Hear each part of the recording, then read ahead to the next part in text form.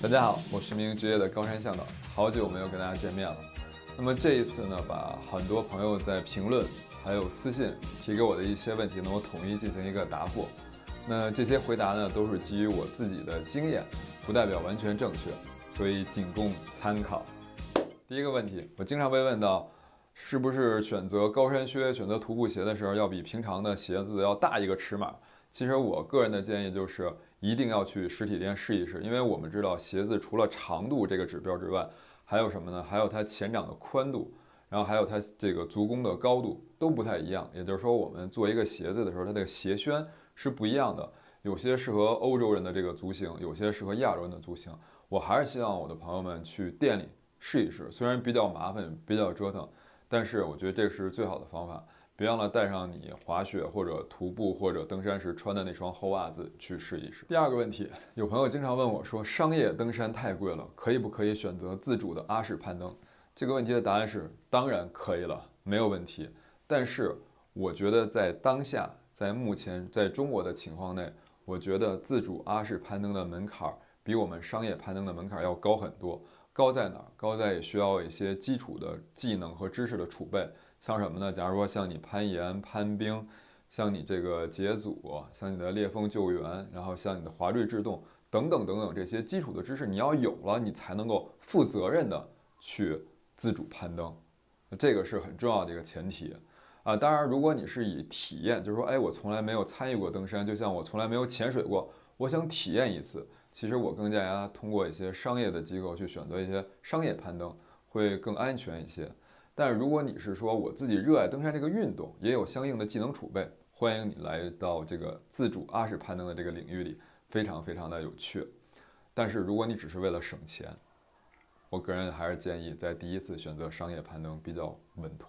第三个问题，把登山向导作为职业如何？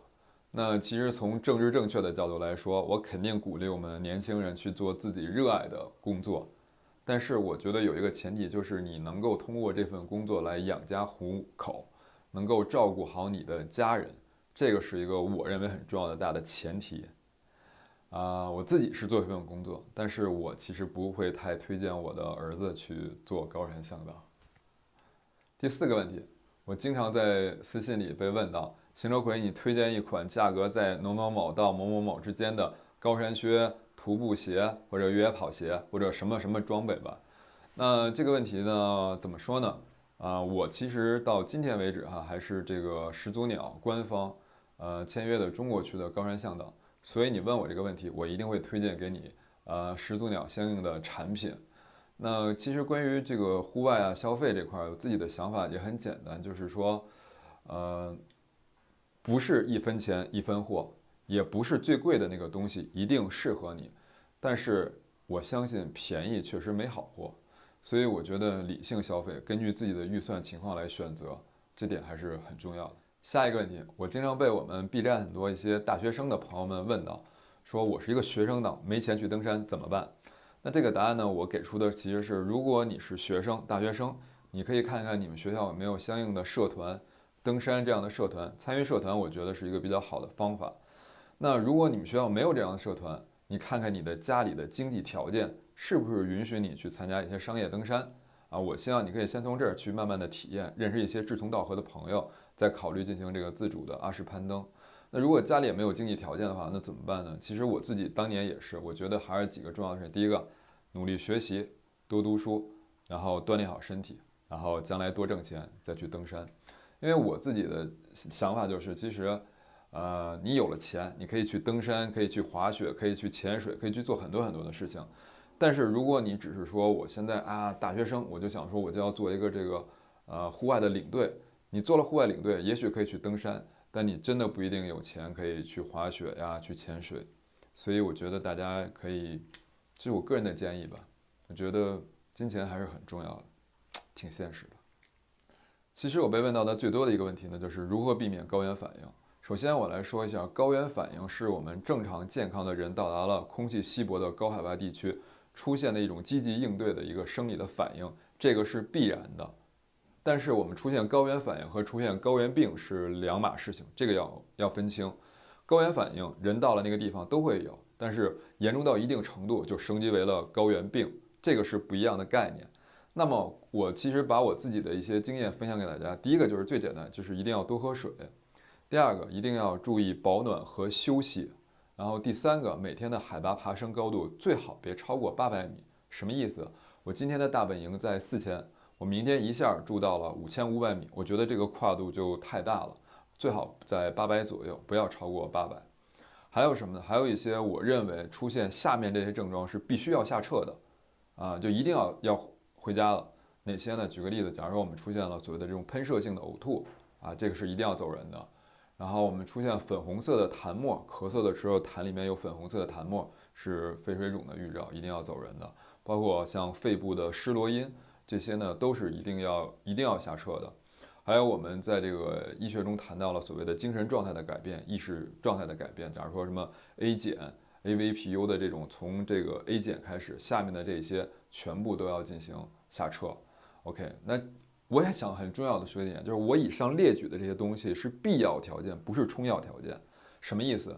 出现这些症状一定走人，那是不是不出现这些症状就一定不用走人呢？不是的，有些其他的症状，假如说剧烈的头痛然后眩晕共济失调等等等等等等等等，也是要走人的。只是上面列举的那些是100%你要下撤的。那除此之外，我还有一点，我觉得是我个人觉得非常重要的，也不是医学书上教的，是我觉得当一个人自己判断我的状态不好，我觉得我没有能力去攀登的时候，我觉得我的非常差，这个整体的感觉不好的时候，一定要下降。无论别人怎么说，无论你的队友怎么劝，无论向导怎么劝，我觉得一定要 follow your heart。就是我个人是一个非常相信第六感的人，我相信很多事情是有预兆的。我觉得我们应该遵从自己的内心，这一点还是我自己的一个建议。下一个问题也是被经常问到的，就是邢队，我在爬海拔多高多高的山峰时，我穿多厚多厚的衣服够不够，冷不冷？这个问题我没有办法一概而论。但是我想说的是，如果你对冷不冷这件事儿还有质疑、还有疑问的时候，我就建议你带上更多、更厚的衣服。下一个问题，我经常被问到，炉头、气罐、登山杖这样的东西是怎么坐飞机过去的？那第一个想跟他说的，炉头、登山杖还有我们的冰镐都是可以坐飞机托运的，放在大包里去托运的。但是气罐是不可以托运的。气罐我建议我们都是在淘宝买完了之后，直接发到山脚下的旅馆。那这个是一个方法。还有问题就是10岁左右的小朋友能不能跟着你们去爬一些高海拔的山峰？那我的答案是我个人是不建议的，因为我觉得未成年人他的心肺没有发育成熟，他的大脑也没有发育完善，并且他遇到问题的他的表达的能力也不一定非常非常的好。我自己确实也带过14岁的这样的小姑娘，还有71岁这样的老年人登顶过欧洲的这个海拔5000多的这个最高峰厄尔布鲁士。但是我觉得这个是在他们家长有非常清晰的认知的前提下去做的这件事情。而且登山这个运动其实是有风险的，我希望家长对这件事情要有清晰的认知。下一个问题 ，UP 以前是码农吗？对，我以前是码农。如果你在2006年到2010年之间，你在日本，在这个东京使用过他们这个 ANA， 就是安娜航空公司的自动售票机，那么你肯定也用过我的代码。下一个问题 ，UP 主如何进行锻炼？我想说的是，我其实出过一期完整的关于登山训练的一个视频，你们可以去看。然后同时呢，我想推荐2本书，这2本书呢是非常适合我们进行登山的这个 climber 进行登山训练的2本书籍，非常非常的完善，理论也非常好，但前提你的英文要不错。那我知道，其实大多数人朋友问到我这个问题，他们希望听到一个非常简单的、一个简易的、可以实现的一个方法。那我也分享一下，这个是不是很好，不是很科学，只是一个应急的一个替代品。是什么呢？其实就是我叫310。什么叫310呢？就是100个引体向上100个俯卧撑，100个悬垂举腿，分别锻炼的是你的，还有加上一个310，那个10是什么呢？就是跑10公里。什么意思呢？就是说其实从你的胸部，然后肩部、背部都能够得到锻炼，然后你的核心通过卷腹也能够得到锻炼，而且你的有氧的耐力能够通过10公里跑得到一个锻炼。这是一个非常临时、非常应急的一个办法。具体的次数的话，你可以根据自己的情况，假如说隔2天一练，或者隔1天一练都可以。还有朋友问我说，你如何做到双力臂的？OK，我觉得最简单的就是负重引体向上。我觉得当你能够负40%体重的重量进行引体向上，可以一次做5个，做到6个的时候，我觉得你就可以开始去尝试双力臂。但是要提醒的是，在做双力臂最开始的时候，你用一只胳膊上去，一只胳膊没上去，这个时候非常容易扭伤你的这个肘关节，一定要注意。好了，以上就是我们这期的内容。